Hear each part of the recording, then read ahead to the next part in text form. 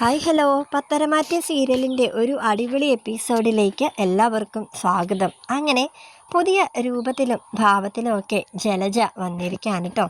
അത് മറ്റാരുമല്ല, നമുക്ക് എല്ലാവർക്കും പരിചയമുള്ള നമ്മുടെ ചെമ്പന്തർപ്പൂവ് സീരിയലിലെ ആ പഴയ ചന്ദ്രമതി. അതെ, പഴയ ആ ചന്ദ്രമതിയാണ് കേട്ടോ ഇപ്പോൾ പുതിയ രൂപത്തിലും ഭാവത്തിലും ജലജയായിട്ട് വന്നിരിക്കുന്നത്. നാഗേന്ദ്രനുമായിട്ട് കുറച്ചിങ്ങനെ ഫൈറ്റ് ചെയ്ത് മുന്നോട്ട് നിൽക്കണമെന്നുണ്ടെങ്കിൽ നമ്മുടെ ആ ചന്ദ്രമതി തന്നെ വേണം അല്ലേ? അതെ, അപ്പോൾ ആ ചന്ദ്രമതി തന്നെയാണ് കേട്ടോ നമ്മുടെ ജലജയായിട്ട് ഇപ്പോൾ വന്നിരിക്കുന്നത്. പഴയ ജലജ എന്തോ ഒരു പ്രോബ്ലം കാരണം നമ്മുടെ സീരിയലിൽ നിന്ന് വിട്ടു പോയിരിക്കുകയാണ്. എന്തായാലും ഒട്ടും മോശമില്ലാത്ത ഒരു പ്രകടനം തന്നെയാണ് നമ്മുടെ ചന്ദ്രമതി ജലജയായിട്ട് കാഴ്ചവെച്ചിരിക്കുന്നത് കേട്ടോ.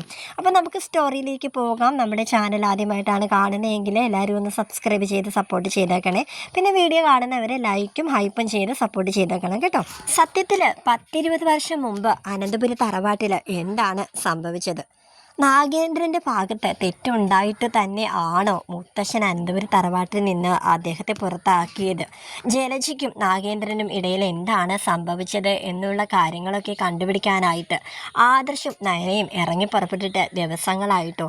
പക്ഷേ ഇതുവരെ അവർക്ക് ഒരു സൂചന പോലും ലഭിച്ചില്ല. നാഗേന്ദ്രൻ്റെ ഭാഗത്ത് തെറ്റുണ്ടോ ശരിയുണ്ടോ, ജലജ ഇതിൻ്റെ ഉള്ളിൽ പ്രവർത്തിച്ചിട്ടുണ്ടോ എന്നൊന്നും നമ്മുടെ ആദർശിനെ നയനക്കൊന്നും കണ്ടുപിടിക്കാനായിട്ടില്ല കേട്ടോ. പക്ഷേ ഇവരിങ്ങനെ എല്ലായിടത്തും തങ്ങളെക്കുറിച്ച് അന്വേഷിക്കുന്നുണ്ട്. അതായത് ജലജയെ പറ്റിയും നാഗേന്ദ്രനെ പറ്റിയും അവർ ജീവിച്ചു പോയ സാഹചര്യങ്ങൾ, കുറേ വർഷങ്ങൾക്ക് മുമ്പുള്ള കാര്യങ്ങളെ പറ്റിയൊക്കെ അന്വേഷിക്കുന്നതായിട്ട് നമ്മുടെ ജലജയുടെ ശ്രദ്ധയിൽ പെടുകയാണ് കേട്ടോ. അങ്ങനെ അവൾ ബ്യൂട്ടി പാർലറിൽ ഇരിക്കുകയാണ് കേട്ടോ.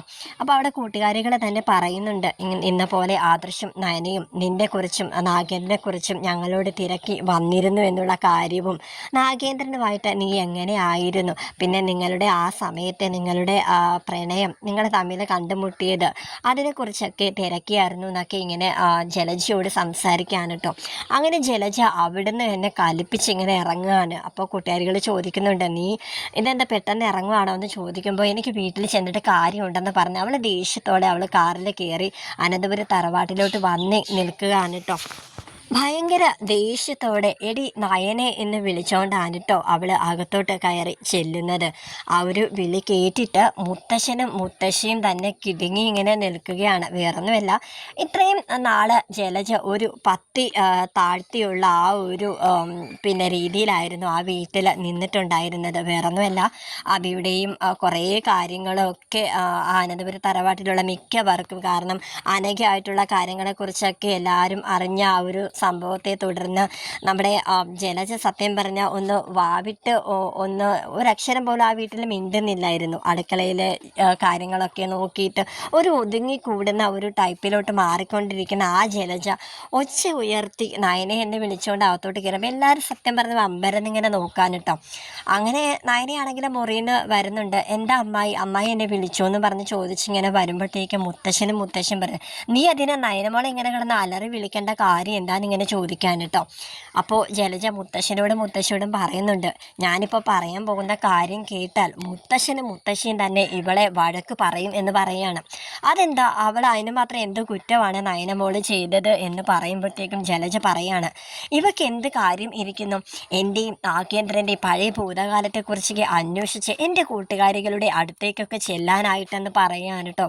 അപ്പോൾ മുത്തശ്ശനാണെങ്കിൽ ഈ കേട്ടതൊക്കെ സത്യമാണോ നയനമോളെ എന്ന് ചോദിക്കുമ്പോൾ നയന പറയുന്നുണ്ട്, അത് പിന്നെ ഞാനും ആദർശേട്ടനും കൂടി അത് ഒന്നുമില്ല, വെറുതെ ഒന്ന് അറിയാനായിട്ട്. അപ്പം മുത്തശ്ശൻ വഴക്ക് പറയാനിട്ടോ നയനെ, അന്നേ ഞാൻ പറഞ്ഞതല്ലേ മോടെ വയറ്റിൽ ഇപ്പോൾ ഒരു കുഞ്ഞുണ്ട്, ഇതിനെപ്പറ്റി ഒന്നും ഇനി അന്വേഷിക്കേണ്ടെന്നൊക്കെ, എന്നിട്ടും അതിലേക്ക് ഇറങ്ങി പുറപ്പെട്ടത് എന്തിനാണ് എന്ന് ചോദിക്കുകയാണ് കേട്ടോ. അങ്ങനെ ജലജ നയനയോട് പറയുകയാണ്, നിനക്ക് സത്യം പറഞ്ഞാൽ എന്താ, ഞാൻ ഈ വീട്ടിൽ അടങ്ങി ഒതുങ്ങി കഴിയുകയല്ലേ എന്നൊക്കെ പറഞ്ഞിട്ട് നമ്മുടെ നയനയോട് ചൂടാവുകയാണ് കേട്ടോ.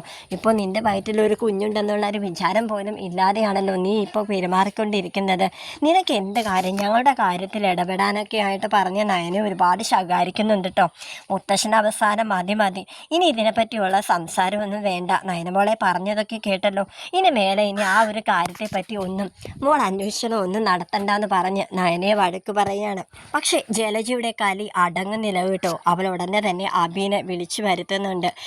എടാ നീ എവിടെയാണ്, എനിക്ക് നിന്നെ ഇപ്പം തന്നെ കാണണമെന്ന് പറയാൻ കേട്ടോ. അഭിയാണെങ്കിൽ എൻ ജ്വല്ലറിയിൽ നാഗേന്ദ്രനുമായിട്ട് തൻ്റെ അച്ഛനുമായിട്ട് സംസാരിച്ചുകൊണ്ടിരിക്കുകയാണ്. അപ്പോൾ അവൻ പറയുന്നുണ്ട്, അച്ഛ അമ്മ ഇപ്പോൾ വിളിച്ചത് അമ്മയുടെ സംസാരത്തിൽ എന്തോ ഒരു പന്തികേട്, ഉടനെ തന്നെ എന്നെ കാണുമെന്നാണ് പറഞ്ഞിരിക്കുന്നത്. ഞാനൊന്ന് ചെല്ലട്ടെ. ഇനി അച്ഛനും ഞാനും തമ്മിൽ കണ്ടുമുട്ടിയ കാര്യമൊക്കെ അമ്മ ഇനി അറിഞ്ഞു കാണുമോ? എനിക്കൊരു സംശയം. അതുപോലെ ദേഷ്യത്തിലായിരുന്നു അമ്മ സംസാരിച്ചത്. നാഗേന്ദ്രൻ അപ്പം പറയുന്നുണ്ട്, എന്തായാലും വരുന്നിടത്ത് വെച്ച് കാണാം. നീ എന്തായാലും അവൾ വിളിച്ചതല്ലേ, നീ അങ്ങോട്ടേക്ക് ചെല്ലെന്ന് പറയാൻ കേട്ടോ. അങ്ങനെ അബി അനന്തപുരിയിലേക്ക് വരികയാണ്. എന്നിട്ട് അബിയെ മുറിയിലേക്ക് കൂട്ടിക്കൊണ്ട് പോയിട്ട് ജലജ സംസാരിക്കുന്നുണ്ട്. നിനക്ക് നിൻ്റെ അച്ഛനെ കാണണമെന്നുണ്ടോ എന്ന് ചോദിക്കാൻ കേട്ടോ. അപ്പോൾ അബി പറയുന്നുണ്ട്, നീ അമ്മേൻ്റെ ഇപ്പോൾ ഇങ്ങനെയൊക്കെ സംസാരിക്കുന്നത് എനിക്കൊന്നും മനസ്സിലായില്ല. അപ്പോൾ പറയുന്നുണ്ട് ജലജ, എനിക്ക് ഏകദേശം കാര്യങ്ങളൊക്കെ വ്യക്തമായി വരികയാണ്. ഈ ജ്വല്ലറിയുടെ പുറകിൽ നിൻ്റെ അച്ഛൻ നാഗേന്ദ്രനാണെന്നുള്ള കാര്യമൊക്കെ എനിക്കറിയാം. അതിവിടെയുള്ള എല്ലാവർക്കും തന്നെ അറിയാം. അയാളിപ്പോൾ പഴയ വൈരാഗ്യം വെച്ച് ഈ കുടുംബത്തോട് ഏറ്റുമുട്ടാനായിട്ട് വന്നിരിക്കുകയാണ്. പക്ഷേ നീ അയാളെ കണ്ടിട്ട് നീ ഒന്നും ഉയർന്നൊന്നും പോകേണ്ട ഒരു കാര്യമില്ല. ഇന്നത്തോടു കൂടി തന്നെ ആ ജ്വല്ലറിയിലെ പണി നീ അവസാനിപ്പിച്ചേക്കെന്ന് ജലജ അബിയോട് പറയുകയാണേ. അമ്മ എന്തൊക്കെ പറഞ്ഞാലും ഞാൻ എന്തായാലും ഇപ്പോൾ കുറച്ച് പച്ച പിടിച്ച് നിൽക്കുന്നതും ആദർശിൻ്റെയും അനിയുടെയൊക്കെ മുന്നിൽ തല ഉയർത്തി തന്നെ നിൽക്കുന്നത് ആ ജ്വല്ലറിയിൽ കയറിയത് കൊണ്ട് മാത്രമാണ്. അതുമല്ല അറിയാലോ, നവ്യ പഴയ കാല കഥകളൊന്നും അവൾ ഇതുവരെ അറിഞ്ഞിട്ടില്ല. അതിനൊക്കെ എന്നെ കൂടുതലും സപ്പോർട്ട് ചെയ്തിട്ടുള്ളത് ജ്വല്ലറിയിൽ ഉള്ളവരാണ്. ഡേവിഡ് സാറും എന്തൊക്കെ പറഞ്ഞിട്ടാണെന്നറിയാമോ നവ്യയുടെ മനസ്സ് മാറ്റിയത്? അന്ന് അവൾ ആ ഒരു റിപ്പോർട്ട്, അതായത് DNA ടെസ്റ്റിൻ്റെ ഡേവിഡ് സാറിനെയാണ് അവൾ എല്ലാ കാര്യങ്ങളും ഏൽപ്പിച്ചത്. സാർ അത് കള്ള സർട്ടിഫിക്കറ്റ് ഉണ്ടാക്കി അവിടെ കയ്യിൽ കൊടുത്തില്ലായിരുന്നെങ്കിൽ എന്താകുമായിരുന്നു സ്ഥിതി? അത് മാത്രമല്ല സാറ് ചെയ്തത്, എന്നെ ആ കമ്പനിയിൽ ജ്വല്ലറിയിൽ എന്നെ നല്ല ഒരു പോസ്റ്റിലേക്ക്, മാനേജർ പോസ്റ്റിലേക്ക് അങ്ങേരെ ഇരുത്തുകയും തന്നെ ചെയ്തു. എന്നിട്ടിപ്പോൾ അവിടുന്ന് ഒന്നും പറയാതെ പെട്ടെന്ന് എന്നെ അവിടുന്ന് ഒഴിഞ്ഞു മാറണമെന്ന് അമ്മ പറഞ്ഞാൽ അതിലെന്താ അമ്മേ? അതുകൊണ്ട് എന്നെ കൊണ്ട് അതിനൊന്നും പറ്റത്തില്ല എന്ന് പറയാൻ കേട്ടോ. ഓഹോ അങ്ങനെയാണല്ലേ, എങ്കിൽ നീയും ഞാനും തമ്മിലുള്ള ബന്ധം ഇന്നത്തോടുകൂടി തന്നെ അവസാനിപ്പിച്ചിരിക്കുകയാണ് ഞാൻ. ഇനി മേലെ നീ അമ്മയെന്ന് വിളിച്ച് എൻ്റെ പുറകെ വന്നേക്കരുത്. എനിക്ക് നിന്നെ നല്ല സംശയമുണ്ട്. നീയും നിൻ്റെ അച്ഛനും കൂടി കളിക്കുന്ന കളികളാണ് ഇതൊക്കെയെന്ന് എനിക്ക് നല്ലവണ്ണം അറിയാമെന്നൊക്കെ പറയാൻ കേട്ടോ. നമ്മുടെ അബിയാണെങ്കിൽ ജലജയെ നോക്കി ഇങ്ങനെ കണ്ണും തള്ളി ഇങ്ങനെ നിൽക്കുകയാണ്. അപ്പം തന്നെ നമ്മുടെ അവന്തിക അങ്ങോട്ടേക്ക് വരുന്നുണ്ട് കേട്ടോ. അബിയാണെങ്കിൽ അവന്തികയെ കണ്ണുകൊണ്ട് കാണിക്കുന്നുണ്ട്. അമ്മയ്ക്ക് എല്ലാ കാര്യങ്ങളും മനസ്സിലായെന്നുള്ള രീതിയാണ് കേട്ടോ ആ ഒരു നോട്ടത്തിൽ. അവന്തിക അപ്പോൾ ചെന്നിട്ട് അമ്മയെ വഴക്ക് പറയുകയാണ്. അമ്മയ്ക്കിത് എന്താ? അഭിയേട്ടൻ സത്യം പറഞ്ഞ ഒരു പൊട്ടന്. അച്ഛനെ കണ്ടുപിടിച്ച് അച്ഛനുമായിട്ട് കരുനീക്കങ്ങളൊന്നും നടത്താനായിട്ട് അഭിയേട്ടൻ്റെ കൂടെ ഒന്നും സാധിക്കത്തില്ല എന്നൊക്കെ നമ്മുടെ ജലജയെ പറഞ്ഞ് തെറ്റിദ്ധരിപ്പിക്കാനായിട്ട് നോക്കുകയാണ് കേട്ടോ. പക്ഷേ എന്നാലും ജലജയ്ക്ക് എന്തൊക്കെയോ സംശയങ്ങൾ തന്നെയുണ്ട്. ആദർശ് വരുമ്പോൾ നയന നടന്ന കാര്യങ്ങളെക്കുറിച്ചൊക്കെ പറയുന്നുണ്ട് കേട്ടോ. ജലജാൻ്റിക്ക് എല്ലാം മനസ്സിലായി. നമ്മൾ ജലജാൻ്റെയും നാഗേന്ദ്രനെ കുറിച്ചൊക്കെ നമ്മളെ പുറത്ത് അന്വേഷിച്ച കാര്യങ്ങളൊക്കെ ജലജാൻ്റിയുടെ ചെവിയിൽ എത്തിയിരിക്കുന്നു. ഇവിടെ വന്നിട്ട് നല്ല ദേഷ്യത്തിലായിരുന്നു. മുത്തശ്ശിയും എല്ലാം അറിഞ്ഞു. എന്നെ ഒരുപാട് വഴക്ക് പറഞ്ഞു ആദർശേട്ടാ. വേണ്ട, ഇനി നമുക്ക് അതിൻ്റെ പുറകെ ഒന്നും പോവണ്ട. നമുക്ക് എന്ത് കാര്യം ഇരിക്കുന്നു എന്ന് ആദർശിനോട് പറയാൻ കേട്ടോ. അപ്പോഴും ആദർശ് ഉറച്ചു വിശ്വസിക്കുന്നു നാഗേന്ദ്രൻ്റെ ഭാഗത്തെ തെറ്റൊന്നും ഇല്ല എന്ന്. എങ്കിൽ പിന്നെ എന്തിനാണ് ജലജാൻ്റി ഇത്രയധികം പേടിക്കുന്നത്? ഇവിടെ വന്ന് ഇനി അതിനെപ്പറ്റി ഒന്നും അന്വേഷിക്കേണ്ട എന്ന് പറയുന്നതിൽ തന്നെ എന്തോ ഒരു ശരികേടില്ലേ നയന എന്ന് പറയുമ്പോൾ നയന അതിനെക്കുറിച്ച് ഞാൻ കൂടുതൽ ആലോചിച്ചില്ല ആദർശേട്ടാ. അപ്പോൾ അതിലെന്തോ ഒരു കാര്യം ഉണ്ടല്ലോ. അങ്ങനെയാണെങ്കിൽ ജലജാൻ്റിയിൽ തന്നെയായിരിക്കും എല്ലാ കുറ്റങ്ങളും ഇരിക്കുന്നത്. പാവം നാഗേന്ദ്രൻ്റെ തലയിലെല്ലാം വെച്ച് കെട്ടി കൊടുത്തിട്ടുള്ളതായിരിക്കും. നമുക്ക് ജലജാൻ്റിയുടെ സ്വഭാവം നല്ലതുപോലെ അറിയാമല്ലോ. പണ്ടുമല്ല ഇപ്പോഴും അങ്ങനെയൊക്കെ തന്നെയല്ലേ ജലജാൻ്റി ചെയ്തുകൊണ്ടിരിക്കുന്നതെന്ന് പറയാൻ കേട്ടോ.